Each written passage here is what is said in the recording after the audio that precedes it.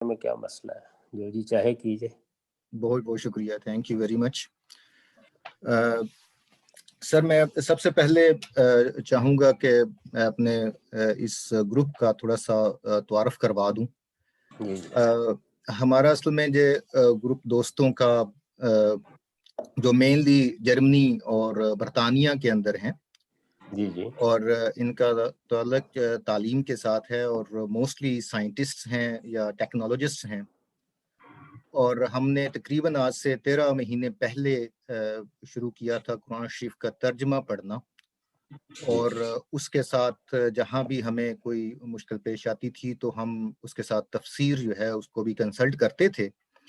تو شروع میں ہم نے مولانا مادودی صاحب ان کی تفسیر اور ان کا ترجمہ ہم نے پڑھا، تفسیر ساری نہیں، جہاں ہمیں لگتا تھا کہ ہمیں پڑھنی چاہیے، اور اس کے بعد پھر ہم نے تقی عثمانی صاحب ان کا ترجمہ ہم پڑھ رہے ہیں آج کل، اور ابھی ہم آلموسٹ اس کو بھی ختم کر چکے ہیں۔ تو اسی دوران ہمارا جو ٹوٹل جو ٹائم ہوتا تھا وہ تقریباً 20 سے 25 منٹ کا ٹوٹل ٹائم ہوتا تھا کلاس کا، اور ہم جو ہر روز کلاس کرتے ہیں مغرب کے بعد۔ اچھا۔ اور لیکن اس میں کبھی کبھی جو ہوتا ہے کہ ہماری ڈسکشنز جو ہیں وہ اتنی بڑھ جاتی ہیں کہ 2 گھنٹے کے بعد بھی روکنا پڑتا ہے کہ اب کافی ہو گئی ہے، تو پھر ہم نے اسی لیے جو ریکویسٹ جو ہے کہ وہ آپ تک پہنچائی کہ ہمارے کچھ سوالات ہیں، اگر آپ ہماری رہنمائی کریں اور ہمیں اس میں تعلیم دیں تو ہمارے لیے جو بہت بڑی خوش قسمتی کی بات ہے کہ آپ سے ہمیں وقت ملا۔ بہت بہت شکریہ۔ تو میں جو سب سے پہلا جو ہمارا سوال ہے، وہ ہمارے سوال جو مینلی جو ہے کہ وہ قرآن شریف کے بارے میں ہے۔ تو پہلا سوال یہ ہے کہ ہم جیسے کہ میں نے پہلے بتایا کہ بھی ہم لوگ زیادہ تر یونیورسٹیز کے ساتھ ہمارا تعلق ہے پڑھنے پڑھانے کا، لیکن موسٹلی کا سائنس اور ٹیکنالوجی کے ساتھ ہے، تو اس لیے جو وقت ہوتا ہے تدبر کے لیے قرآن شریف کے لیے وہ اتنا زیادہ نکالنا تھوڑا مشکل ہوتا ہے، لیکن الحمدللہ کہ بھی ہمارے دوست جو ہیں کہ وہ ایٹ لیسٹ آدھا گھنٹہ تو نکال لیتے ہیں۔ تو ہمارے جیسے لوگوں کے لیے آپ کیا سمجھتے ہیں کہ ایک بہترین طریقہ کیا ہو سکتا ہے قرآن شریف کو سمجھنے کا، اور جب ہم اس پہ غور و فکر کریں تو ہمیں کن چیزوں کا خیال رکھنا چاہیے؟ میرے خیال میں آپ نے بالکل صحیح طریقہ اختیار کیا ہے۔ عام آدمی محقق نہیں ہوتا، اور نہ جو غیر معمولی تحقیقی چیزیں ہیں ان کو پڑھنے کا یا ان کو سمجھنے کا اس کے پاس وقت ہوتا ہے۔ تو یہ بہت اچھا طریقہ ہے کہ آپ جس زبان میں آسانی سے تشریحات سمجھ سکتے ہیں اس کی تفسیروں کا انتخاب کر لیں۔ وہ اگر پہلے آپ پوچھتے تو میں آپ سے یہ عرض کرتا کہ آپ اس میں تاریخی ترتیب کا طریقہ اختیار کریں، یعنی سب سے پہلے روایتی علم جس طرح قرآن کو سمجھتا ہے اس کو پڑھیں۔ اس کے لیے آپ مولانا شبیر احمد عثمانی یا مولانا اشرف علی تھانوی یا مولانا مفتی محمد شفیع، ان میں سے کسی تفسیر کا انتخاب کر سکتے تھے۔ ابھی مجھے معلوم ہوا تھا کہ آپ حضرات نے شاید مولانا تقی عثمانی صاحب کے ترجمے کا انتخاب کیا ہے، تو یہ تو بہت مختصر ہے۔ انہی کے والد گرامی تھے، اگر آپ کے علم میں ہے، مفتی محمد شفیع صاحب، ان کی تفسیر معارف القرآن ہے۔ معارف القرآن ذرا بڑی تفصیلی تفسیر ہے، لیکن مولانا شبیر احمد عثمانی صاحب کی تفسیر تو بہت مختصر بھی ہے اور بہت جامع بھی، اس کی زبان البتہ ذرا مشکل ہے۔ تو میرے نزدیک صحیح طریقہ یہ ہے اردو دان لوگوں کے لیے کہ وہ پہلے یہ کوشش کریں کہ روایتی طریقہ قرآن مجید کو سمجھنے کا کیا ہے اس کی کوئی تفسیر پڑھ لیں۔ یہ میں اس چیز کو مان کر عرض کر رہا ہوں کہ آپ تقابلی یا کمپیریٹیو مطالعہ کرنا چاہتے ہیں، یہ نسبتاً ایڈوانسڈ سٹیج ہے۔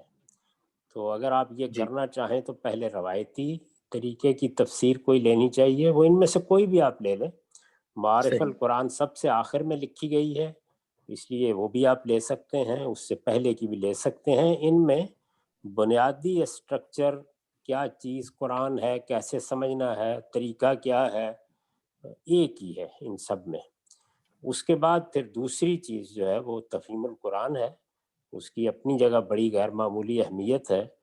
اس میں روایتی طریقہ تفسیر ایک قدم آگے بڑھاتا ہے، اور موجودہ دور میں جو سوالات پیدا ہوتے ہیں یا قرآن سے متعلق جو تصورات زیر بحث آتے ہیں وہ جی اس میں آپ کو مل جاتے ہیں سب کے سب۔ اور مولانا سید ابواللہ صاحب مودودی بہت اچھا لکھنے والے لوگوں میں سے ہیں، انہوں نے اپنا مدعا بھی بہت آسان زبان میں اور اچھے طریقے سے بیان کیا ہوتا ہے۔ اس کے بعد پھر ہمارے مدرسہ فکر کا معاملہ ہے۔ تو جی یہ تین جو تفسیریں یا تین مدرسہ ہے فکر ہیں، ان کو اس ترتیب سے آپ پڑھ لیجئے، بس یہ بہت کافی ہے۔ یہ جی تو ہمارے روایتی علماء سے بھی اگر آدمی سچا طالب علم ہو تو اس سے اونچا لے جاتے ہیں۔ صحیح، بہت شکریہ۔ سر، ہم جب قرآن شریف پڑھتے ہیں تو قرآن شریف سورہ آل عمران آیت 7 میں ہمیں بتاتا ہے کہ قرآن شریف کے 2 طرح کی آیات ہیں، محکمات اور متشابہات۔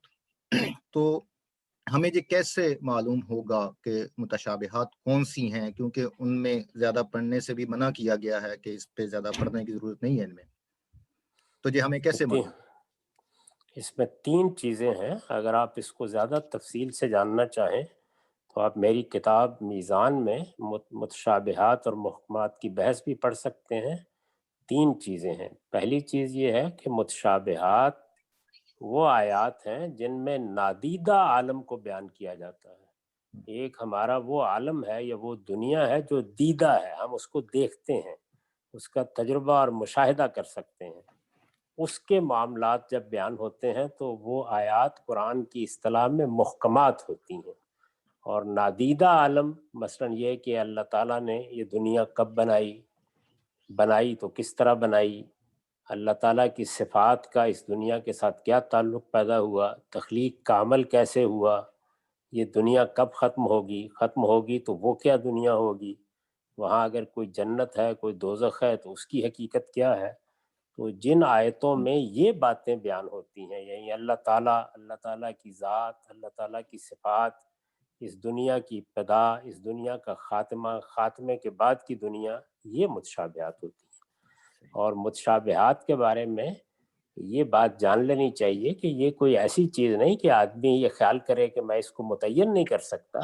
یہ ایک واضح لائن ہے کہ جب ہماری اس دنیا کی بات ہوگی تو محکمات ہوں گی، اور جب اس دنیا کی بات ہوگی جس کو ہم آنکھوں سے دیکھ نہیں سکتے، جس کا تجربہ نہیں کر سکتے، جس کے لیے یا جس کو سمجھنے کے لیے ہماری زبانوں میں کوئی الفاظ نہیں ہیں، تو ان میں اللہ تعالیٰ کہتے ہیں کہ میں نے یہ طریقہ اختیار کیا ہے کہ تمہاری دنیا کی چیزوں سے تشبیہ دے کے اس کو میں سمجھا دیتا ہوں یا بیان کرتا ہوں، تو اسی لیے ان کو متشابہات کہا جاتا ہے۔ دوسری بات جو ان کے بارے میں جاننی چاہیے وہ یہ ہے کہ متشابہات کے معنی سمجھنے میں کوئی دقت نہیں ہوتی، یعنی قرآن مجید عربی مبین میں ہے، واضح عربی زبان میں ہے، ہر آیت کے معنی ہم سمجھتے ہیں، جانتے ہیں، اس میں کوئی دقت نہیں ہوتی۔ ان کی حقیقت سمجھنا انسان کے لیے ممکن نہیں۔ یعنی یہ تو معلوم ہو جاتا ہے کہ جنت میں باغات ہوں گے، نہریں بہتی ہوں گی، لیکن یہ کہ وہ باغات کیا ہوں گے حقیقت میں، وہ نہریں کیا بہتی ہوں گی، اس کی حقیقت کو یہاں سمجھنا ہمارے لیے ممکن نہیں ہے۔ ٹھیک، یعنی وہاں پر ہم یہ بھی کہہ سکتے ہیں کہ جو وہاں کی جو چیزیں جن کو ہمارا مشاہدہ جو ہے کہ وہ ہمارا مشاہدہ نہیں ہے، یہ بات بتائیے، اس لیے کہ وہ جی ہمارا مشاہدہ نہیں ہے، ہم اس کو جی جان نہیں سکتے، تو جی جتنی بات اللہ تعالیٰ بیان کر دیں اس کے معنی سمجھنے چاہیے۔ معنی ہم آخری حد تک سمجھ سکتے ہیں، جی حقیقت میں ایک قدم بھی نہیں رکھ سکتے۔ تو دوسری بات یہ ہے۔ تیسری بات یہ بتائی گئی ہے قرآن مجید میں کہ ان کے معنی پہ اکتفا کرنا اور ان کی حقیقت کو نہ جاننا، یہی عقل کا تقاضا ہے۔ اس صحیح لیے کہ عقل کو اپنے حدود جاننے چاہیے، وہ اگر اس دائرے میں دخل انداز ہوگی جس تک رسائی کا کوئی ذریعہ اس کے پاس نہیں ہے، تو یہ ایک غیر عقلی رویہ ہوگا۔ چنانچہ اگر اس آیت کے آخر میں آپ دیکھیں تو اس میں کہا ہے وَمَا يَذَّكَّرُ إِلَّا أُولُو الْأَلْبَابِ، جی یعنی اللہ تعالیٰ نے یہ نصیحت تمہیں کی ہے، اس سے عقل والے ہی فائدہ اٹھاتے ہیں۔ اور اس میں یہ بیان کر دیا گیا ہے کہ اگر کوئی آدمی متشابہات کی حقیقت کے درپے ہو، معنی نہیں زیر بحث، تعویل کا لفظ حقیقت کے لیے آتا ہے، درپے ہو تو اس کے دل میں ٹیڑھ پیدا ہو جاتی ہے۔ تو کیا سر جو متشابہات علم کی بنیاد پر ہم یہ کہہ سکتے ہیں فار ایگزامپل کہ ایک آدمی اس کا علم کم ہے تو اس کے لیے متشابہات کا لیول کچھ اور ہوگا، ایک کا علم زیادہ ہے تو اس کے لیے علیحدہ ہوگا لیول؟ ہر ایک کا علم برابر ہے اس میں تو اللہ تعالیٰ نے بتا دیا کہ لا یعلم تاویلہ الا اللہ، اللہ کے سوا ان کی حقیقت جانتا ہی کوئی جی نہیں۔ سر، جہاں تک اس کے معنی سمجھنے کا تعلق ہے اس میں ہر آدمی سمجھ سکتا ہے، اس میں کوئی رکاوٹ نہیں ہے۔ ہمارے صوفیہ اور متکلمین نے اصل میں انہی متشابہات کی حقیقت کو متعین کرنے کی کوشش کی، اسی سے ساری خرابی پیدا ہوئی۔ تو قرآن مجید نے یہ بتایا ہے کہ اس میں دو طرح کے لوگ ہوتے ہیں،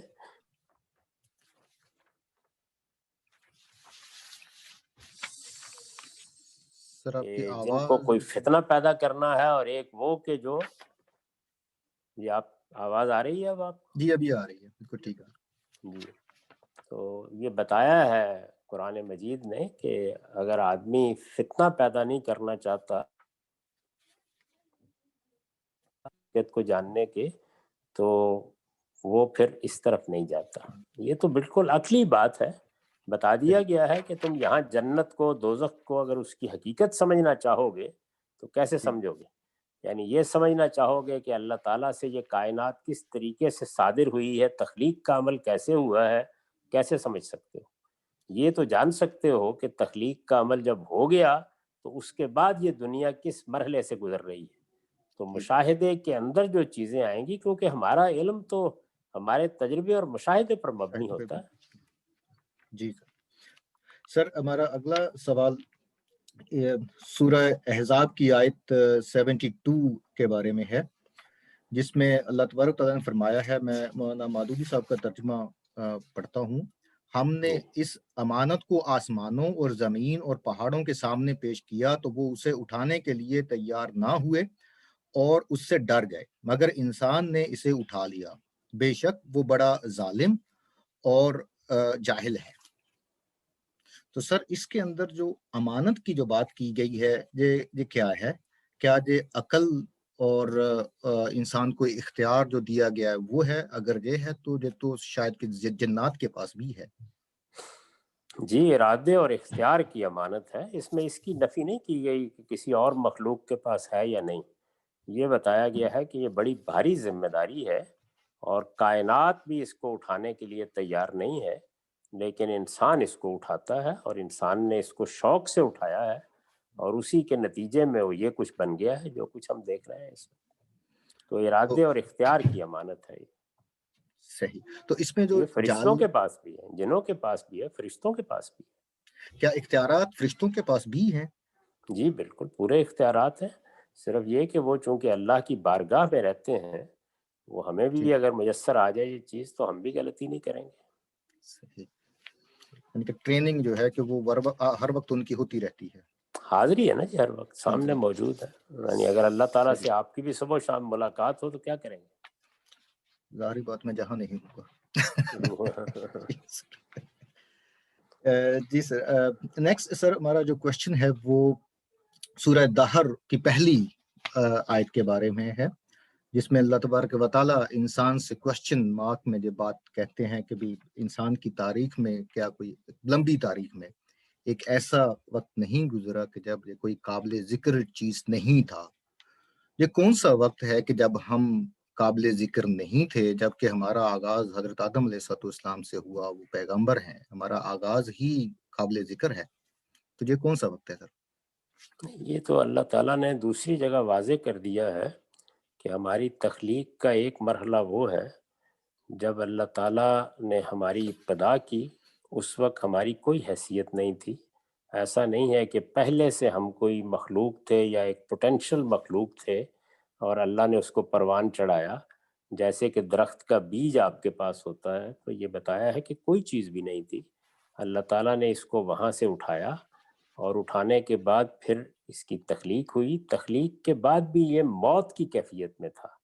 اس کو سورہ بقرہ کی ابتدا میں بیان کیا ہے کہ اللہ نے تمہیں موت کی کیفیت میں رکھا، پھر اس کے بعد دنیا میں انسان کا قالب تیار ہوا، جب اس کا قالب تیار ہو گیا تو اس جو مردہ وجود بنا ہوا تھا اس کو زندگی دے کر اس وجود کے اندر ڈالا۔ تو یہ اصل میں اس مرحلے کا اشارہ ہے کہ جب انسان اس شعور کے ساتھ زندگی شروع نہیں کر رہا تھا، یعنی حضرت آدم سے پہلے کا جو زمانہ ہے اس میں انسان مفقود نہیں تھا، موجود تھا، اور صحیح. وہ ابھی اس کے لیے قالب نہیں تیار ہوا تھا کہ وہ اس میں رکھ دیا جائے۔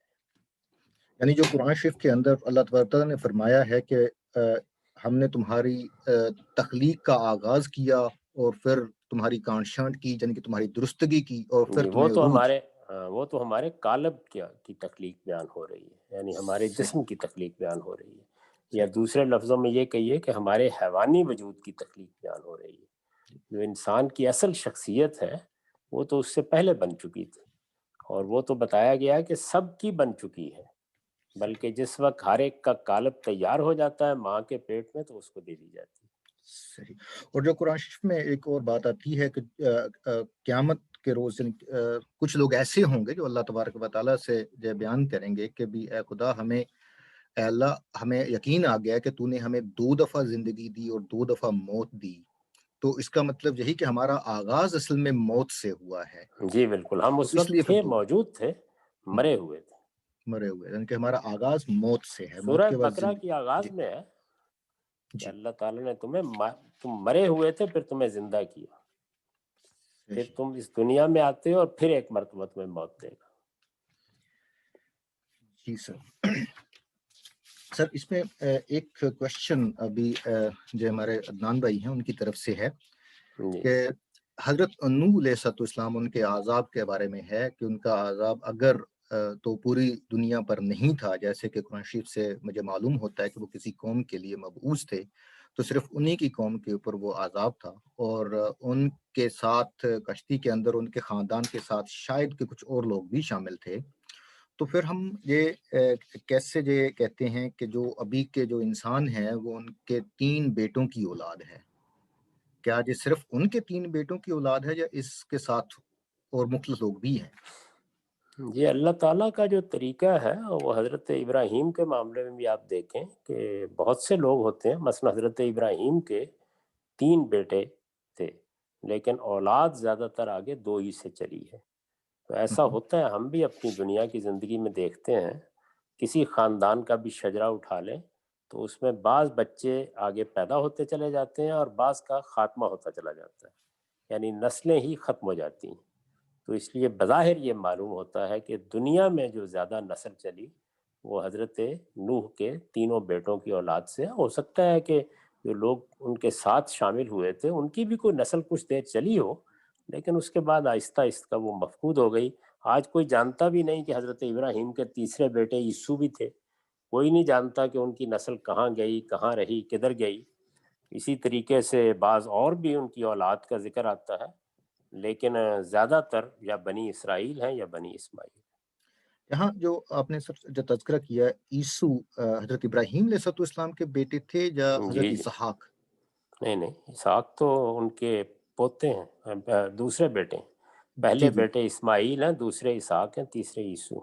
صحیح، کیونکہ وہ شاید کہیں یہ بات آتی ہے کہ حضرت اسحاق ان کے 2 بیٹے حضرت یعقوب اور حضرت عیسو تھے. تو نہیں نہیں، ان کے بیٹے ہیں، یہ صحیح. حضرت ابراہیم کے بیٹے ہیں۔ صحیح.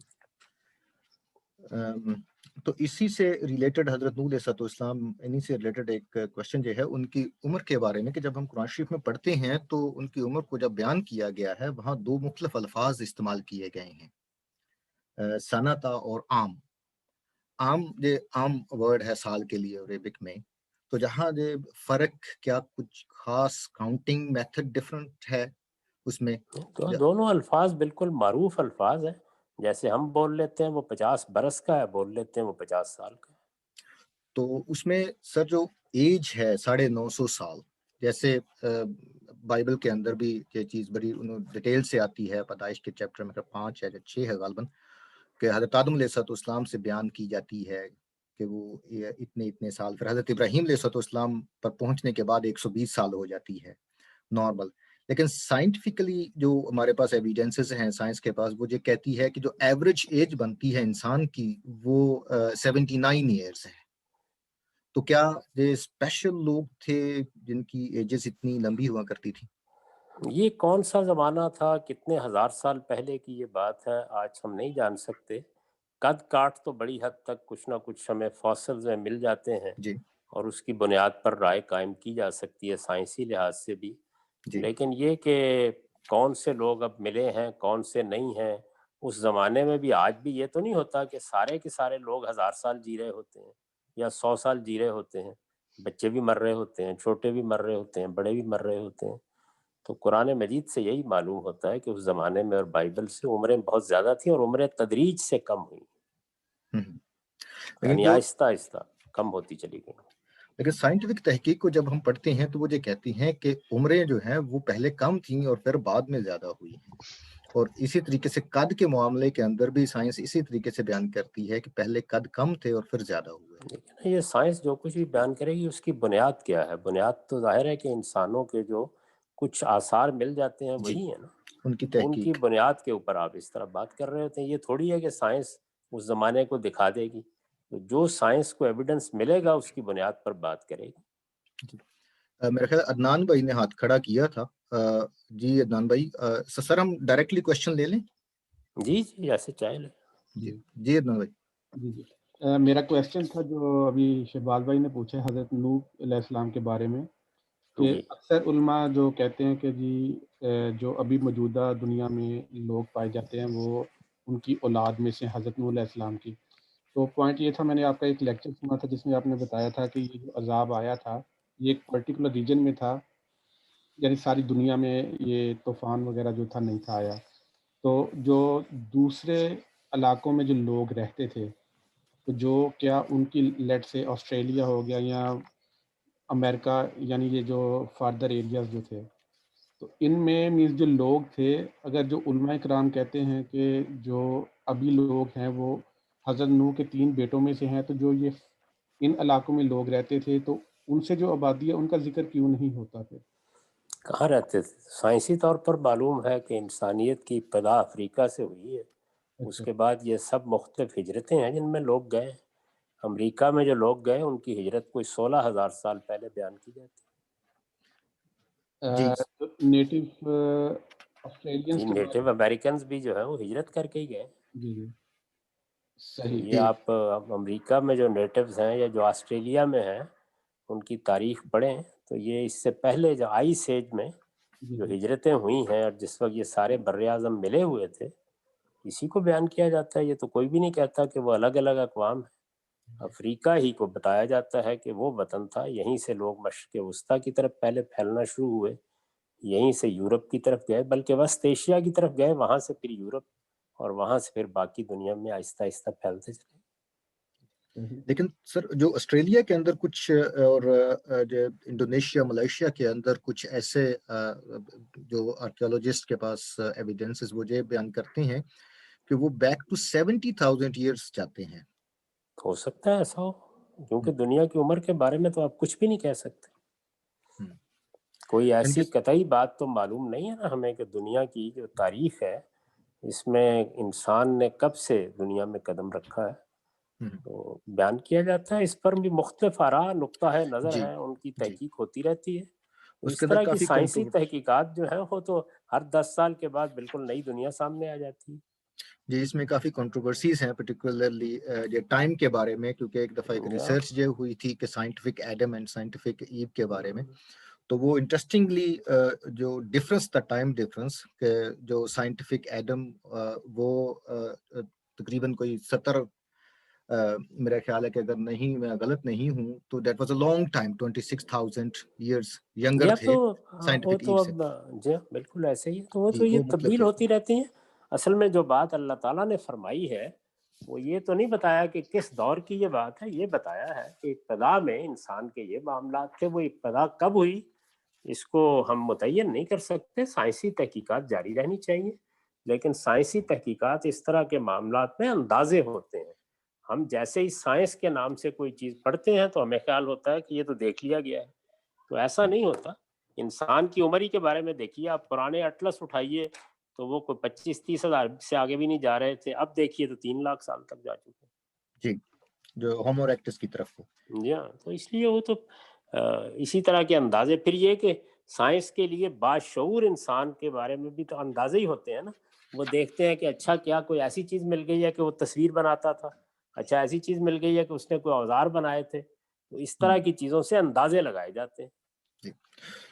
सर अगला क्वेश्चन हमारा जो हमारे भाई हैं आबदीन साहब, और असल में जो हमारी जो कुरान की जो स्टडी है इनको स्टार्ट करने का सेहरा इन्हीं के सर जाता है। इनका क्वेश्चन है, अगर आबदीन भाई अगर आप अवेलेबल हैं तो आप क्वेश्चन करना चाहेंगे? वो नहीं बोले तो मैं जी, उनका अस्सलाम वालेकुम। जी वालेकुम सलाम। अस्सलाम वालेकुम एवरीवन। जी आप अपना जी, क्वेश्चन करें। मेरा सवाल है कि मैंने आपका एक लेक्चर सुना था जिसमें आप जहाँ जी बिल्कुल, आपको आवाज आ रही है मेरी? जी बिल्कुल ठीक आ रही है। जी मैंने दरअसल गामदी साहब का एक लेक्चर सुना था, उसमें गामदी साहब ने बयान किया था जिहाद की हकीकत इस्लाम की नज़र में। तो इनसे जो होस्ट था, होस्ट ने सवाल किया था कि डॉक्टर इसरार अहमद की नज़र में कुफर के को ख़त्म करने के लिए और इस्लाम को का निज़ाम लाने के लिए जिहाद किया जाता है इस्लाम में। लेकिन गामदी साहब ने जो इसका जवाब दिया था वो कुछ इस तरह से दिया था कि जो इसरार साहब हैं वो इस बात को सही समझ नहीं पाए, या फिर rest of the main stream scholars इसको सही समझ नहीं पाए। जिहाद जो है वो बेसिकली जुल्म के निज़ाम को या जुल्म को पसपा करने के लिए कायम किया जाता है। तो मेरा इसमें सवाल ये था कि मेन स्ट्रीम उलमा क्या 1300-1400 ईयर्स से इस बात में तवातुर के साथ गलती करते आए और समझ नहीं पाए, जबकि इसकी सही हकीकत जो है अब सामने आई है जब गामदी साहब ने इसकी रिसर्च की है और इसको बयान किया है। तो इस बारे में मैं पूछना चाहूंगा, क्योंकि कंफ्यूजन है बहुत ज्यादा। एक तरफ मेन स्ट्रीम उलमा बहुत ज्यादा इसके ऊपर इनका इजमा है कि कुफर के खिलाफ जो है जिहाद किया जाए। जी ये सवाल है। ये बात इतनी सादा और आसान नहीं है कि मेन स्ट्रीम उलमा का फलां चीज़ पे इत्तेफाक है, इसमें बहुत इख्तलाफात हैं।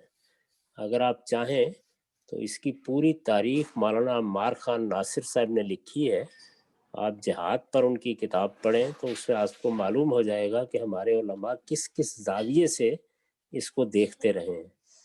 इसमें जो बड़ा मसला था वो ये था कि सहाबा किराम ने जो इक़दाम किया उसको कहाँ रखा जाए।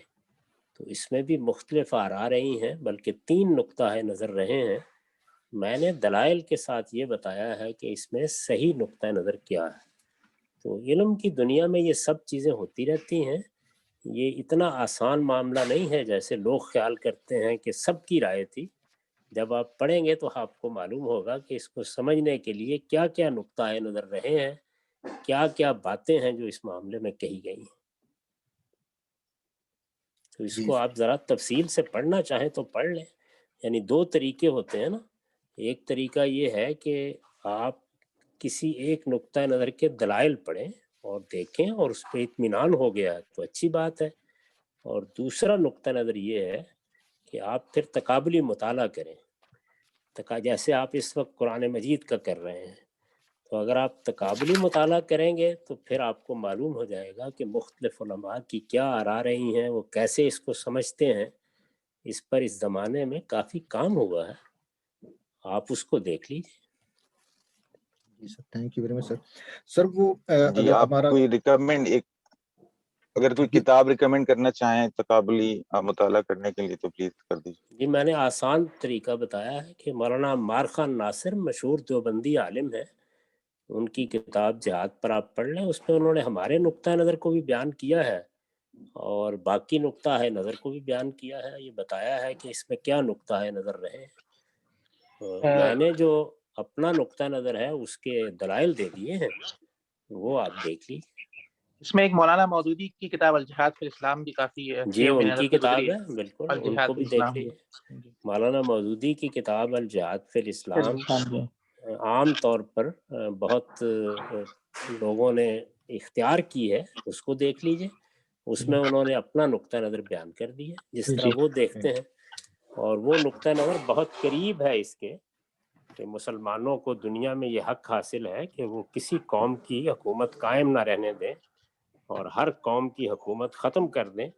لوگ اپنے دین پر تو قائم رہ سکتے ہیں، لیکن مسلمانوں کے علاوہ کسی کو دنیا پہ حکومت کرنے کا حق نہیں ہے۔ تو انہوں نے اس کے دلائل دیے ہیں، وہ دلائل آپ پڑھ لیں، اور ہم نے جو اس پر تنقید کی ہے اس کو پڑھ لیں، تو اس سے بھی بڑی حد تک معلوم ہو جائے گا۔ تھینک یو ویری مچ سر۔ اس میں ہمارا اگلا سوال سر وہ سورہ انعام آیت نمبر 35 کے بارے میں ہے، جہاں اللہ تبارک و تعالیٰ اپنے نبی صلی اللہ علیہ وسلم سے فرماتے ہیں، میں جو مولانا مودودی صاحب کا ترجمہ پڑھ رہا ہوں، تاہم اگر ان لوگوں کی بے رخی تم سے برداشت نہیں ہوتی تو اگر تم میں کچھ زور ہے تو زمین میں کوئی سرنگ ڈھونڈو یا آسمان میں سیڑھی لگاؤ اور ان کے پاس کوئی نشانی لانے کی کوشش کرو، اگر اللہ چاہتا تو ان سب کو ہدایت پر جمع کر سکتا تھا، لہذا نادان مت بنو۔ جہاں جو چیز سمجھ میں آتی ہے وہ یہ کہ جو نشانی دکھانے سے انکار کر دیا گیا اللہ تبارک و تعالیٰ کی طرف سے، جبکہ اگر ہم کنٹینیو کریں قرآن کو اور سورہ قمر کی پہلی ہی آیت کے اندر شق القمر جو ہے اسے بیان کیا گیا ہے، اور شق القمر ایک بہت بڑی نشانی ہے دیکھا جائے تو، جو کہ ایک وقت کے اوپر آدھی دنیا جو ہے اسے آبزرو کر سکتی ہے۔ تو کیا یہ دونوں آیات ایک دوسرے کا کانٹرڈکٹ نہیں کر رہی؟ جا کے ابھی اس میں کچھ سمجھنے میں کوئی ابھی ہمیں ضرورت ہے شق القمر کے واقعہ کو۔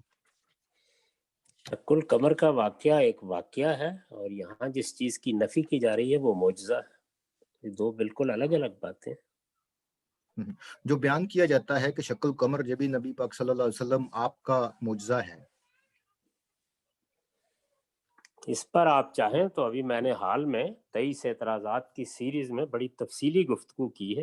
جی جی، اور تعجب کی بات ہے کہ آپ نے تفہیم القرآن پڑھ لی، مولانا مودودی نے تو معجزے کے نقطہ نظر کو اٹھا کر پھینک دیا بالکل۔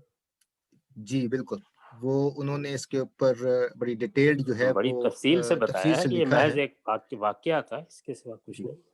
لیکن کیا، کیونکہ مولانا مودودی صاحب ہی بیان کرتے ہیں کہ کچھ مفسرین ایسے بھی ہیں جو اسی آیت کا ترجمہ مستقبل میں کرتے ہیں، جیسے قرآن میں ایک اور جگہ پر اللہ تعالیٰ نے فرمایا ہے کہ قیامت کے قریب سورج اور چاند کو سمیٹ دیا جائے گا۔ تو اس میں اگر ہم یہ دیکھیں تو اگر چاند زمین کی کشش سے نکل کر سورج کی کشش میں جائے گا تو یہ ایک چھوٹا آبجیکٹ ہے اور اس کی سپننگ بڑھ جائے گی، جس کی وجہ سے اس کے پھٹنے کے چانسز ہیں، جو سائنٹیفک ایک میتھڈ ہے اس کے پھٹنے کا، یہ ہو سکتا ہے۔ تو کیا اس کا ترجمہ اگر ہم فیوچر میں دیکھتے ہیں تو کیا ابھی یہ واقعہ ہونا ہے یا ہو چکا ہے؟ نہیں، یہ تو قرآن مجید سے بالکل واضح ہے، مولانا مودودی نے بھی بالکل ٹھیک لکھا ہے، اور اس پر مولانا امین حسن اصلاحی نے بھی بالکل صحیح لکھا ہے کہ یہ واقعہ ہوا۔ باقی واقعے کی نوعیت کیا تھی، کس طرح کا واقعہ تھا، پھٹنے کا عمل کس طرح کا ہوا، یہ کوئی چند لمحوں کا ایک واقعہ تھا جس میں جس طرح دنیا میں ہم دیکھتے ہیں کہ بہت سی چیزیں ہیں جو زلزلوں میں پھٹ جاتی ہیں، پلیٹس گردش کرتی ہیں، تو اس کی کوئی تفصیل نہیں معلوم ہوئی، بس اتنا معلوم ہوا کہ ایسا ہوا۔ یہ ایک واقعہ ہے جو لوگوں نے دیکھا، واقعہ ہوا، اس میں کوئی شبہ ہی نہیں ہے۔ تو یہ تو قرآن مجید نے بیان کر دیا۔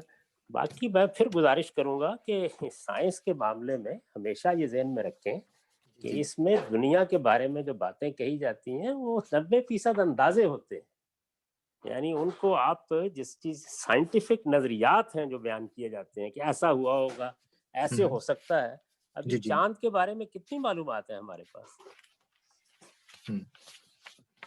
اس پہ بہت زیادہ جو موجودہ زمانے میں بالکل وہی صورتحال ہے جو کسی زمانے میں یونانی فلسفے کی ہو گئی تھی۔ یعنی لگتا یہ ہے کہ جیسے جو بات کسی سائنسی میگزین میں بھی آ جائے وہ گویا الہام اور وحی ہو گئی۔ نہیں، وہ تو حقیقت ہے کہ جو قرآن ہے وہ ہدایت ہے، اور ہدایت ایک مکمل ہے۔ سائنس جو ہے کہ وہ تدریجی طور پر وہ تدریجی بڑھتا عمل ہے ہے، اس پر۔ جاری رہتی ہے، وہ ہوتا ہے۔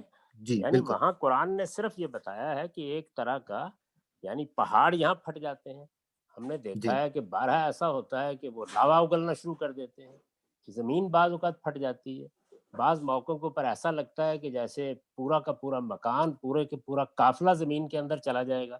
یہ سب ہوتا رہتا ہے نا. تو جی اسی طرح کا کوئی معاملہ ہوا چند لمحوں کے لیے، اور اس کے بعد یعنی ایک انفشار سا ہوا، اور ہوں، پھر اس کے بعد وہ بات ختم ہو گئی. اب اس کی تفصیلات تو ہمیں معلوم نہیں، لیکن قرآن بتاتا ہے کہ ہوں، وہاں کے لوگوں نے اس کو دیکھا، اور اس کی بنیاد پر اللہ تعالیٰ نے یہ بتایا کہ یہ خیال نہ کرو کہ یہ دنیا حتمی ہے، یہ تمہارے سامنے اگر یہ چھوٹا سا کرہ پھٹ گیا ہے تو اسی پہ قیاس کر لو کہ جب ہم فیصلہ کریں گے کہ سب کچھ ختم ہو جائے تو یہ سب کچھ ختم ہو جائے گا. یعنی کہ قیامت پر استدلال کیا گیا بس. ٹھیک، یعنی کہ جو شق القمر کا واقعہ ہے یہ لوگوں کے لیے کوئی نشانی نہیں تھی وہاں کے لیے کہ ان کے اوپر کوئی آپ یہ کہہ سکتے ہیں کہ حد لگائی جاتی کہ اب یہ نشانی آپ کے اوپر واضح کر دی گئی ہے تو اب اگر جو نہیں مانے گا وہ عذاب کا مستحق ہوگا. ان نشانی کو اللہ تعالیٰ نے کشتی کو بھی اپنی نشانی کہا ہے. جی نشانی کا مطلب یہ ہے کہ جو ایک معجزہ. ہے اللہ تعالیٰ کی طرف سے کوئی ایسی چیز پیش آنا جو آپ کو توجہ دلائے. جی ایک چیز ہے کہ اللہ تعالیٰ کی طرف سے کوئی ایسی چیز پیش آ گئی جو آپ کو توجہ دلاتی ہے، جیسے آسمان ہے، زمین ہے، چاند ہے، تارے ہے، یہ سب اللہ کی نشانیاں ہیں، توجہ دلاتے ہیں. تو یہ بھی ایک واقعہ ہوا جس کی بنیاد پر لوگوں کی یہ غلطی واضح کی گئی کہ تم یہ کس مصیبت میں پڑے ہوئے ہو کہ یہ سورج ختم نہیں ہو سکتا، یہ چاند ختم نہیں ہو سکتا. یہ تم نے دیکھا کہ کیا ہوا اس کے ساتھ. یہ ایسے ہی ہے جیسے کوئی آدمی آپ سے استدلال کر رہا ہو کہ یہ پہاڑ کیسے ختم ہو سکتے ہیں، تو آپ اس کو بتائیں کہ دیکھیے فلاں موقع کے اوپر تو پہاڑ پھٹ کے ریزہ ریزہ ہو گئے تھے، یہ عطا آباد میں پوری جھیل نکل آئی تھی. تو جی کسی واقعے سے استدلال کیا جاتا ہے، اور غیر معمولی واقعات دنیا میں ہوتے رہتے ہیں. تو یہ بھی ایک غیر معمولی واقعہ تھا جو ہوا، اس کا تعلق معجزے سے نہیں ہے. تو اس میں ٹھیک. مولانا مودودی نے جو کچھ لکھا ہے وہ بھی پڑھ لیجئے، انہوں نے اس کو بہت وضاحت سے بیان کیا ہے. جی اور جی میں نے ابھی اس سیریز میں اس کا تفصیلی تجزیہ کر کے بتایا ہے کہ کیسے یہ معاملہ ہوا. اور ہمارے ہاں یہ جو عام طور پر وائز لوگ ہیں وہ اس کو ایک معجزے کے طور پر پیش کرتے ہیں. یہ ایک واقعہ تھا جو رسول اللہ کے زمانے میں ہوا. ٹھیک. اچھا وہ جی میں جی سر. تھوڑی سی وضاحت کر دوں، جی بڑھاپے میں تھوڑا ہو جاتا ہے. حضرت ابراہیم کے بیٹے کا نام مدیان تھا. مدیان صحیح. جی جی، تیسرے بیٹے کا نام، اس کے بارے میں میں ذکر کر رہا تھا، وہ عیسو غلط رہ گیا ذہن. وہ شاید حضرت اسحاق ان کے جی بیٹے ہیں دوسرے. مدیان بیٹے کا نام تھا، جن کے جی نام پہ مدین کا ملک ہے شاید. جی جی صحیح. جی جارجن بھائی آپ کوشچن اگر کرنا چاہیں تو اپنا مائک آن کر سکتے ہیں. جی جی بالکل. بیسکلی میں اپنا وہ سوال جو آپ کو لکھ کے دیا یا جو بھی آپ کرنا چاہیں. اچھا، تو میرا سوال بیسکلی آپ جو پردے کے لحاظ سے آپ نے کافی جو باتیں کی ہیں ان سے ریلیٹڈ تھا. آپ نے ایک کافی جگہوں پہ جو باتیں کی ہیں قرآن کے جو حوالے دیے ہیں ستر کے لحاظ سے کہ مسلمان انسانوں کو اپنے شرمگاہ کی حفاظت کرنی چاہیے، اور پھر قرآن میں اور بھی جو آیات آتی ہیں سورہ نور ہو یا سورہ احزاب ہو، تو جیسے کہ چھاتی کو ڈھانپنا، یا پھر مردوں کے لیے سر جھکانا، یا پھر عورتوں کے لیے جو دوپٹہ یا جو بھی جلابی گھونگھٹ نکالنا سورہ احزاب کے نکالنا. جی. تو میں نے آپ سے یہ سنا کہ آپ نے کہا کہ جو واجب ہے، جو فرض ہے، وہ جو شرمگاہوں کی حفاظت ہے وہ ہے، اور باقی جو دو باتیں ہیں وہ جو ہیں وہ فرض نہیں ہے، وہ صرف بہتری کی طرف ہے. تو میرا سوال یہ ہے کہ اگر وہ جہاں پر اللہ اس بات کا ذکر کرتا ہے کہ آپ اپنے شرمگاہوں کی حفاظت کریں، اور میں پھر آپ کی قطع کلابی کر رہا ہوں. جی آپ جی نے یہ جو ابھی میں نے حال میں اس جی موضوع پر ایک کوئی میرا خیال ہے 10 سے 11 گھنٹوں میں گفتگو کی ہے، وہ سن لی آپ نے اس پر؟ جی جی میں نے سنی ہے، اور آپ نے جو اپنا فلسفہ وہاں پر بیان کیا اس یعنی بارے میں وہ پردے بھی کے میں نے اوپر ساری پردے پر میں نے پورا انالیسس کیا ہے قرآن مجید کا، پھر اس کے بعد روایات کا، تمام چیزوں کے اوپر گفتگو کی ہے. اچھا تو اچھا اس میں تو بڑی وضاحت کے ساتھ یہ بتایا گیا ہے کہ وہ کیا چیزیں ہیں کہ جو فرض کی حیثیت سے ہیں، وہ کیا چیزیں ہیں کہ جو استحباب کی نوعیت کی ہیں. تو میرا دونوں کو سوال یہ تھا متعین کہ کیا. آپ اپنا ایک جو فلسفہ وہاں بیان کرتے ہیں میں میرا اپنا کوئی سوال فلسفہ بیان نہیں کر رہا, میں جی جی قرآن مجید کے الفاظ کی تشریح کر رہا ہوں. صحیح, آپ اس کو تشریح کہہ رہے ہیں, لیکن اگر فار ایگزامپل اگر میں آیات دیکھتا ہوں تو پہلی جو آیت ہیں اور جو دوسری اور تیسری جو آیتیں ہیں ان تو سب آپ نے میں میری باتیں آپ نے اس بات ہی بالکل غلط سمجھی ہے. یعنی جب زینت کی ہوئی ہو تو اس موقع پر جو حکم دیا گیا ہے کہ زینتوں کا ابتدا نہ کیا جائے وہ فرض ہے. میں نے تو یہ عرض کیا کہ جب زینت نہیں کی ہوئی کسی خاتون نے تو اس وقت کیا صورتحال ہے, تو وہ تو قرآن میں بیان ہی نہیں ہوئی. قرآن نے بیان کیا ہے, 3 باتیں بیان کی ہیں. ایک غض بصر کو بیان کیا ہے, دوسرا شرمگاہوں کی حفاظت کو بیان کیا ہے, تیسرا جب زینت کی ہوئی ہو عورت نے تو اس وقت کن آداب کا لحاظ کرنا ہے اس کو فرض کیا. جی جی, تو یہ تو میری بات ہی نہیں ہے, میں نے ہی بات کہی. جو قرآن نے بات کہی ہے وہ تو سب کے لیے یکساں ہو گئی. زینت کو چھپانا یہ بھی لازم ہو گیا, حفظ فروج یعنی شرمگاہوں کی حفاظت یہ بھی لازم ہو گئی, اسی طریقے سے غض بصر بھی.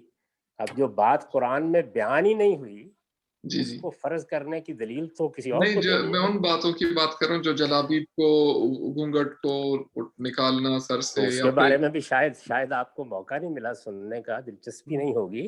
اس میں بیان کیا گیا ہے کہ سورہ احزاب کا حکم جو ہے وہ پردے کا ہے ہی نہیں, وہ تو حقیقت میں عورتوں کی شناخت قائم کرنے کا حکم ہے. قرآن نے خود صریح لفظوں میں اس کو بیان کر دی ہے, بتا دیا ہے کہ یورفن فلا یوزین, یہ ان کو ہدایت کی گئی تھی تاکہ وہ پہچانی جائیں الگ سے, اور یہ ظالم لوگ جو اس وقت ان کے آگے پیچھے پھر رہے تھے یہ ان کو تنگ نہ کریں, یہ بتایا گیا. وہ تو پردے کا حکم ہی نہیں ہے سہج. تو ابھی جو دنیا میں جی میرا معاملات خیال ہے کہ ابھی جو کوشچن جہاں ابھی موقع دیتے ہیں نیکسٹ جو ہے تو وہ انشاءاللہ اگلی سیٹنگ میں کرتے ہیں. اس کو ذرا دوبارہ اپنے سارے ذہن کو خالی کر کے سنیے اس ساری بحث کو, اس میں ان سب سوالوں کے جواب دیے گئے. جی جی بالکل. جی ابھی سر 45 منٹس ہو گئے ہیں, اگر آپ اجازت دیں تو ہم چند ایک کوشچنز اور کر سکتے ہیں آپ سے. جی کر لیجیے. بہت شکریہ, تھینک یو ویری مچ. جی نیکسٹ کوشچن سلیم بیگ صاحب, بھائی آپ. جی شہباز صاحب بہت شکریہ. السلام علیکم جاوید صاحب. جی وعلیکم السلام. بہت شکریہ ٹائم نکالنے کے لیے. میں سر ایک کامنٹ ہے میرا اور ایک کوشچن ہے آپ سے. ضرور. کامنٹ سر میرا یہ ہے کہ میرے خیال میں قرآن کو ہمیں کوئی سائنٹیفک کتاب نہیں سمجھنا چاہیے, اور سائنس کی روشنی میں اگر قرآن سمجھیں گے تو ہمیں کچھ سمجھ نہیں آئے گا. یہ میرا ایک کامنٹ ہے سر.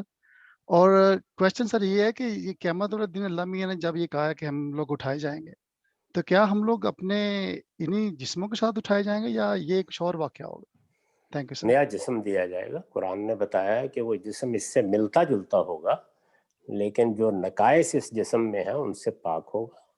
حدیث میں بھی اس کی تفصیل آ گئی ہے. تو نیا جسم دیا جائے گا یہ بتایا گیا ہے, اور بتایا بھی گیا ہے بڑی تفصیل کے ساتھ کہ ہم تمہاری پور درست کریں گے, اور الا نبدل امثالکم, تمہارے اس جسم سے ملتا جلتا جسم تمہیں دے دیا جائے. جی بہت شکریہ سر, تھینک یو. یعنی کہ ہمیں اس طریقے سے دوبارہ سے پروڈیوس کیا جائے گا کہ جو نقاص ہم میں ابھی ہیں, جو ہم میں ایجنگ اور پرابلمز کریٹ کرتے ہیں, وہ نہیں ہوں گے.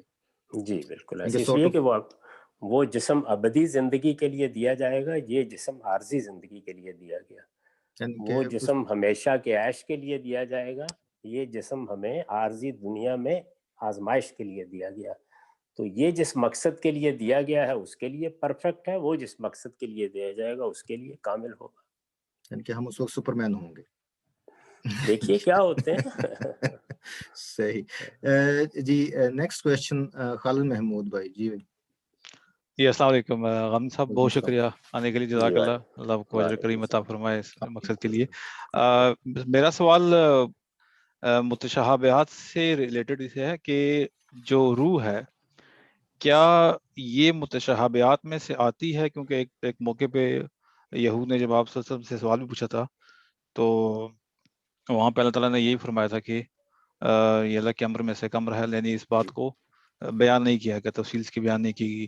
تو کیا یہ متشابہات میں سے ہے یا محکمات میں سے ہے؟ اور دوسرا یہ سوال کہ روح اور جان میں کوئی فرق ہے, یعنی جانوروں کے اندر صرف جان ہے, دھڑکتا ہوا دل ہے, زندگی ہے, لیکن ان کے اندر روح نہیں ہے, اور انسانوں کے اندر روح ہے، اور اسی کی بنیاد پر کیا ہم یہ بات کہہ سکتے ہیں کہ روح اور سائنس جس کو کانشیسنس بولتی ہے، یہ کیا ایک ہی چیز ہے یا یہ دو مختلف چیزیں ہیں؟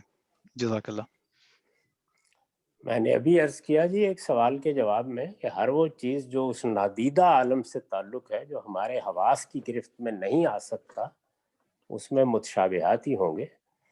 تو یہ جس سوال کا آپ ذکر کر رہے ہیں وہ اگر آپ مولانا مودودی صاحب کی تفسیر پڑھ چکے ہیں تو اس پر بھی وہ بڑی تفصیلی گفتگو کر کے بتاتے ہیں کہ اس میں روح کے بارے میں سوال نہیں ہے، روح کا لفظ وہاں وحی کے معنی میں استعمال ہوا ہے۔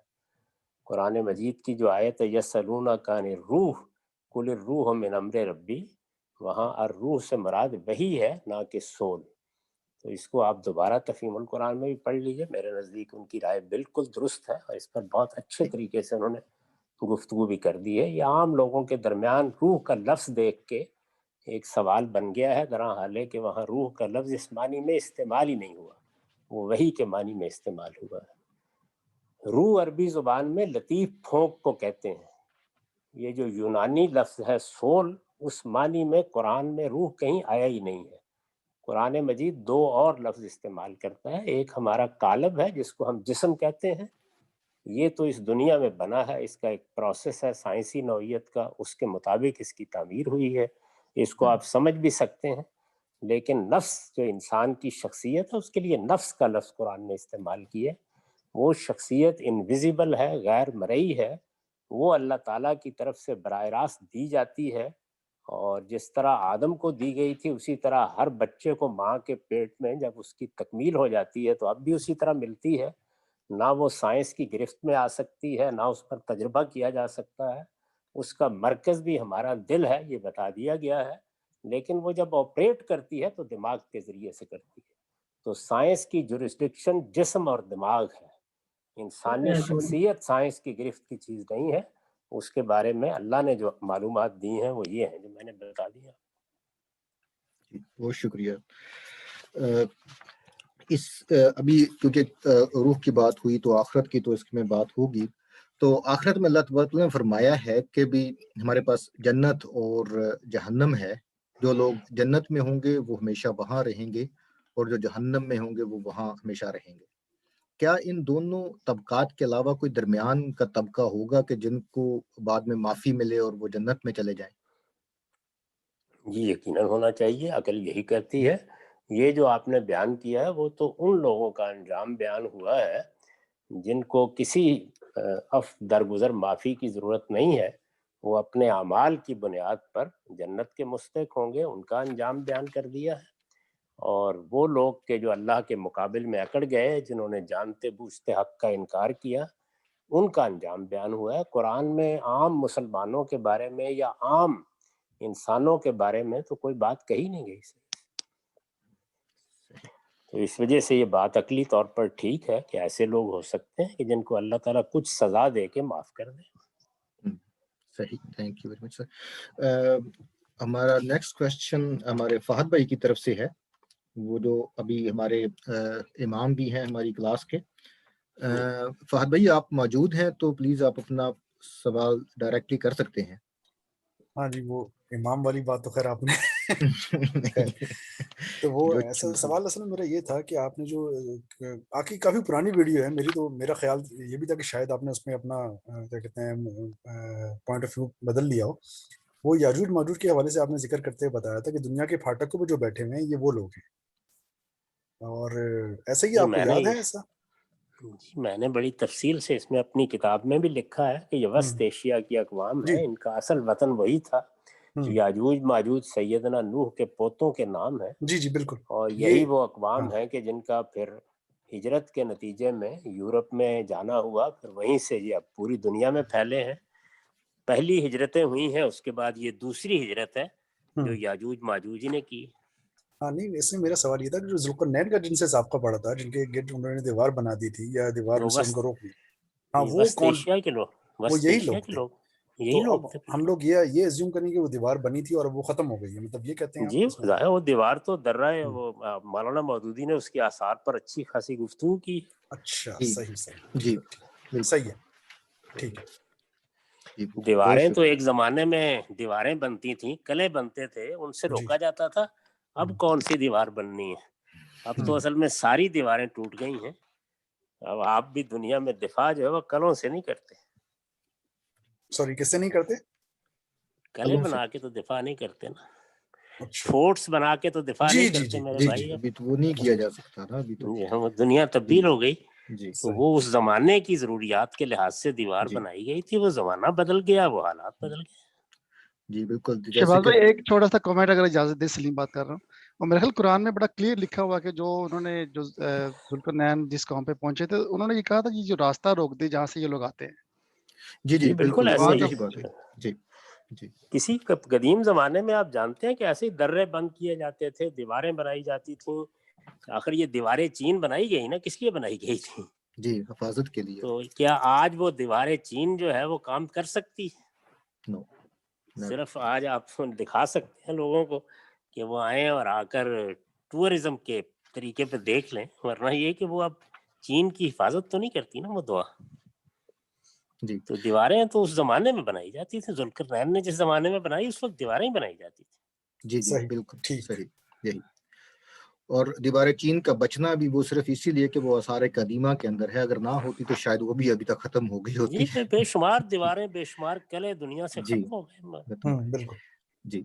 आप अब मुगलों के किले जो है बनाए तो इसीलिए गए थे कि उस वक्त हमलावरों को रोकें, लेकिन अब तो वो भी बस आप दिखाने ही के लिए रह गए हैं ना। सही जी। अभी किसी और का कोई क्वेश्चन हो तो आप क्विकली मुझे एक चीज पूछनी थी, मैं शायद सही से समझा नहीं हूँ। अस्सलाम वालेकुम आमिर साहब, आपने फरिश्तों का भी जिक्र किया तो मुझे ज़हन में, वैसे कुरान की आयत का थोड़ा सा ज़हन में हो सकता है मैं रॉन्ग हूँ, ग़ालिबन सूरह अंबिया में ये फरिश्तों के बारे में फरमाया गया है कि उनके पास मतलब इस बात का राइट नहीं है कि वो किसी चीज का इनकार कर सकें। और शायद मैं आपकी बात को समझा के ऐसी कोई आयत कुरान में नहीं है। कुरान में ये है कि जो हुक्म उन्हें दिया जाता है वो उसकी पैरवी करते हैं, बस ये बयान। मतलब विल है कि वो डिनाई कर सकते हैं, मतलब मैं शायद आपकी बात से समझा। अगर विल नहीं है उनके पास तो उनकी ये खूबी क्यों बयान की गई? ठीक ठीक। जब ये कहा जाएगा कि वो कभी अल्लाह के हुक्म से सरताबी नहीं करते, वो कभी सरकशी नहीं करते, वो अल्लाह की इबादत से कभी हटने के लिए तैयार नहीं होते, ये खराज तहसीन उसको पेश किया जाएगा जिसके पास विल हो और वो नाफरमानी ना करे। ये पहाड़ों के बारे में तो नहीं कहा गया। ठीक ठीक ठीक। सर ये क्वेश्चन अगर उनके पास विल नहीं थी तो उन्होंने अल्लाह ताला से सवाल क्यों किया? जब उन्होंने देखा कि एक ऐसी मखलूक उनके पास विल भी है, दानिश भी है, बिल्कुल उनके पास मुस्तकबिल को अंदाजा करने का इल्म भी है, वो हमसे बढ़कर मखलूक है। जी, उन्होंने कहा कि हम इबादत करते हैं। ठीक जी, सूरह बकरा के अंदर जो है कि वो डिटेल्स हैं इसकी। जी राम साहब जी, हमारा एक क्वेश्चन एक भाई की तरफ से है। उनकी मदर इन लॉ की डेथ हो चुकी है और लेकिन उनकी कुछ प्रॉपर्टी है जिसमें गोल्ड और जमीन है और वो अभी तक हकदारों के अंदर तकसीम नहीं हुई है। तो इस सूरत के अंदर जब उन्हें इसके ऊपर ज़कात पे करनी है तो वो कैसे अदा की जाएगी? कौन ज़कात पे करेगा? उनकी जो रकम मौजूद है उसके अंदर से ही या गोल्ड है उसके अंदर से अदा की जाएगी। ठीक, जो मौजूदा प्रॉपर्टी है, मौजूदा जो रकम है उसी में से उसके अंदर से अदा कर दें। और फिर उसको अगर उसको बेचना मुमकिन नहीं है और कोई इस तरह की चीज है तो हिसाब रखें और जब वो उनके वारसों को मिले तो उस वक्त उनको बता दें कि इस पर ये ज़कात आयद हो चुकी थी। असल में तो ये ज़कात उनके वारसों पर आयद हो रही है, यानी जो वो छोड़कर गई हैं वो उसूलन उनके वारसों को मिल जाना चाहिए था ना फौरन बाद। जी, तो ये ज़कात उन पर आयद हो रही है, तो इस वक्त वो किसी के कब्जे में होगा, यानी वो क्यों तकसीम नहीं हुआ? पहला सवाल तो ये जी किसी के पास होगा ना, तो वो जिसने उसको पास रखा हुआ है वो क्यों रखा हुआ है? अगर वो सही रखा हुआ है या उसकी अमानत में दिया गया है तो उसको भी ज़कात देनी चाहिए उसके अंदर से, और अगर वो मालिक है उसका बन गया हुआ है तब भी मालूम होना चाहिए। पहली बात तो ये है कि जब मीरास में कोई चीज़ है और अगर कोई वसीयत नहीं की गई उसके बारे में तो उसे कैसे तकसीम करना है, तो उसे फौरन तकसीम हो जाना चाहिए। ठीक सर, थैंक यू।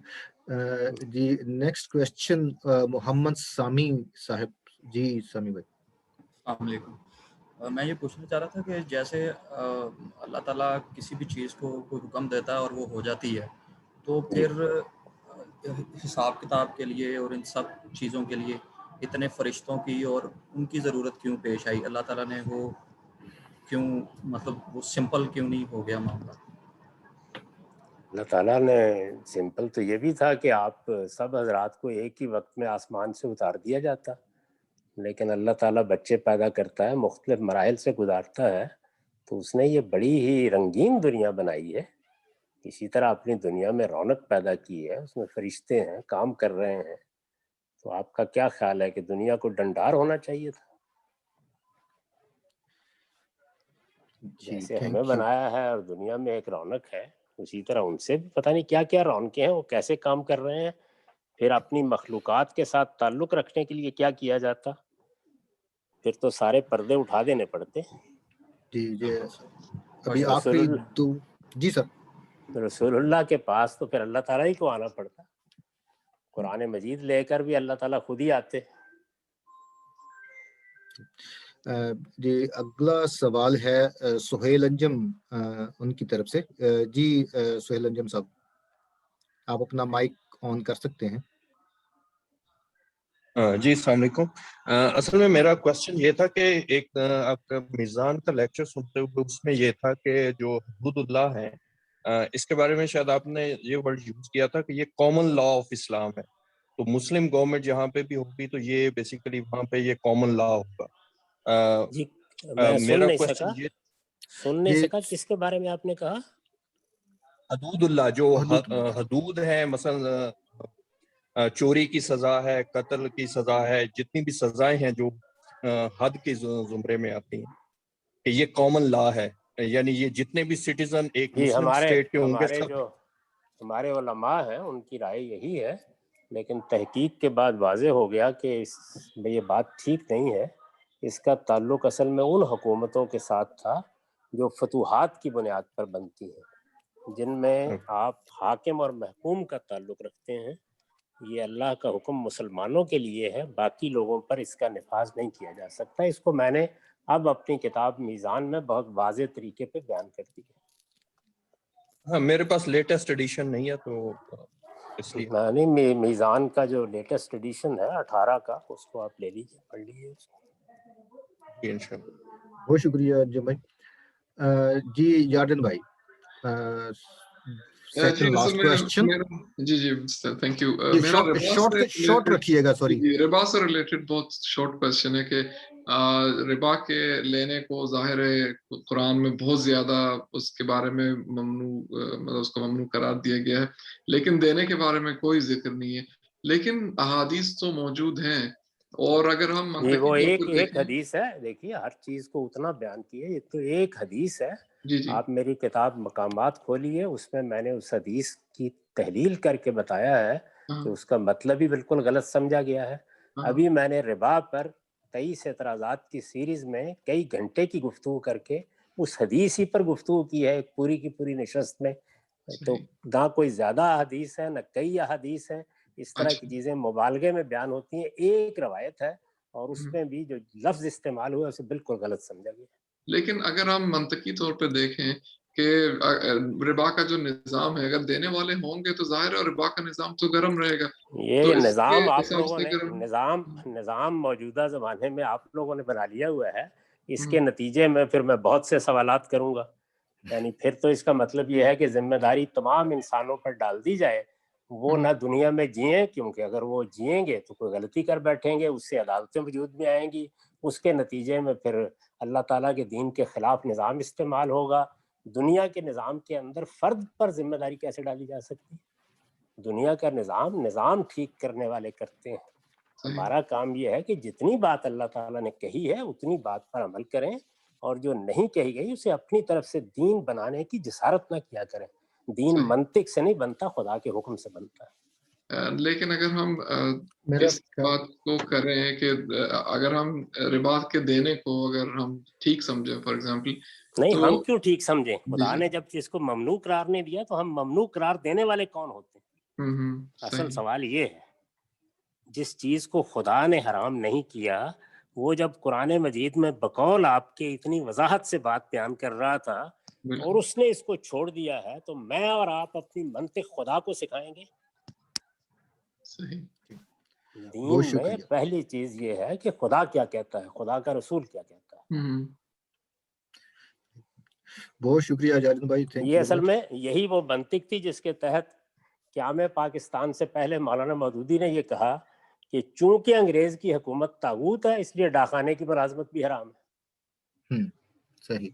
تو اس منطق کو اگر میں کروں تو یہ جن ملکوں میں آپ بیٹھے ہوئے ہیں 3 منٹ پہ وہ منطق آپ کو یہاں سے اٹھا دے گی۔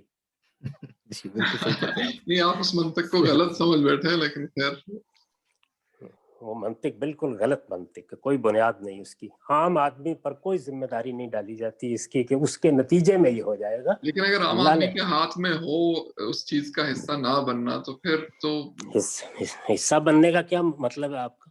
عام آدمی کے آپ لوگوں کے ہاتھ میں ہے نا کہ آپ لوگوں کے ہاتھ میں ہے نا کہ جائیں اور جا کر اپنے ملک میں آباد،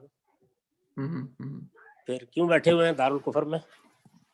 نہیں، دارالکفر جی میرا خیال جہاں پر اس ہمیں یعنی منطق تو وہی کام کرے گی یہاں پر بھی کہ آپ لوگوں کے بیٹھنے سے یہ ملک چل رہے ہیں، ان کی طاقت بن رہی ہے، ان کی اکانومی ٹھیک ہو رہی ہے۔ بالکل امریکہ کی ساری اکانومی جو ہے وہ منحصر ہو گئی ہے امیگرینٹس پر، اس میں ہم پاکستانی بھی لاکھوں کی تعداد میں اپنا کردار ادا کر رہے ہیں۔ اس ملک کو اگر دنیا سے ختم کرنا ہے تو اس کا طریقہ ہے کہ لوگ چلے جائیں۔ صحیح۔ کیا خیال ہے اس منطق کے بارے میں؟ بالکل آپ کی بات بالکل ٹھیک ہے، لیکن 2 wrongs don't make 1 right نا۔ تو اس کا مطلب یہ ہے کہ وہ منطق کبھی دین میں چلانی نہیں چاہیے۔ خدا نے ایک اصول بیان کیا ہے کہ لا یکلف اللہ نفسا الا وسعها، اللہ اپنی شریعت کی ذمہ داری لوگوں کی طاقت کے مطابق ڈالتا ہے۔ تو اس نے ذمہ داری ڈالی ہے سود کھانے والے پر کہ وہ اخلاقی لحاظ سے ایک جرم کر رہا ہے۔ جو سود دینے کے لیے مجبور ہوا ہے وہ اس لیے گیا ہے کہ اس کو قرض چاہیے، اور قرض کی اخلاقیات یہ ہے کہ اس پر نفع نہیں لیا جا سکتا۔ تو نفع نہیں لیا جا سکتا، نفع لینے والے کو کنڈم کرنا ہے، جو اپنے جائز کمائے ہوئے پیسے میں سے دے رہا ہے اس کو اس منطق کا اسیر کیوں کیا جائے؟ اس کے نتیجے میں تو آپ ڈاکخانہ کی ملازمت کر رہے ہیں تو اس پر بھی گفتگو ہوگی۔ بلکہ انگریزوں کے زمانے میں یہ استدلال تھا کہ یہ جو ریل گاڑی آئی ہے اس کا اسٹیشن ماسٹر اگر آپ بنتے ہیں تو آپ اصل میں استعمار کو موقع دیتے ہیں کہ وہ ہندوستان پر اپنا اقتدار قائم رکھے، اس لیے کہ ریل گاڑی تو اس نے لا کے اسی لیے چلائی۔ تو ایسی منطقیں میں تاریخ سے اٹھاتا ہوں اور پھر دیکھیے کیا حال ہوتا ہے۔ نہیں، لیکن بالکل حال بہت برا ہو گیا، لیکن آپ جو مثالیں دے رہے ہیں میرا خیال ہے کہ جاوید بھائی بات کلیئر ہو گئی ہے، بات کلیئر ہو گئی ہے۔ میں یہ بتا رہا ہوں آپ کو یہ مثال دے کے کہ اللہ کے دین میں ایسے کام نہیں کرنے چاہیے۔ جی یہ بات کلیئر ہوگی، اور میرا خیال ہے کہ اس کو وہاں تک محدود رکھنا چاہیے جہاں اللہ اور رسول نے کہا ہے۔ جی تھینک یو ویری مچ غازی صاحب آپ کے وقت کا اور ہمارے ساتھ ہمیں ہمارے کوشچنس کا جواب دینے کا، اور ہمیں انتہائی خوشی ہے اور ہم نے بہت کچھ سیکھا آپ سے۔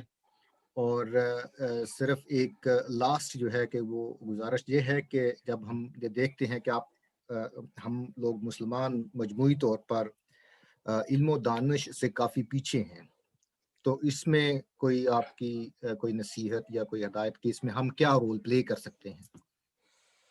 سب سے بڑی چیز یہی ہے جی کہ علم کے معاملے کو اپنی اصل جدوجہد بنائیے، اور یہ جو سیاسی قسم کی تحریکیں ہیں ان میں اپنا وقت ضائع کرنے کی بجائے، یہ بالکل ناکامی کی تحریکیں ہیں، اپنا وقت ضائع کرنے کی بجائے آپ اعلیٰ علوم میں جائیں، دین کو بھی اچھے طریقے سے حاصل کریں۔ جیسے میں نے ابھی آپ کو بتایا کہ سارے تعصبات سے بالا تر ہو کر آپ روایتی فکر کی چیزیں پڑھیں، پھر کرٹیکلی جائزہ لیں، اس کے بعد مولانا مودودی صاحب کو دیکھیں، اس کا تنقیدی جائزہ لیں، اس کے بعد مدرسہ فراہی کی چیزیں دیکھیں۔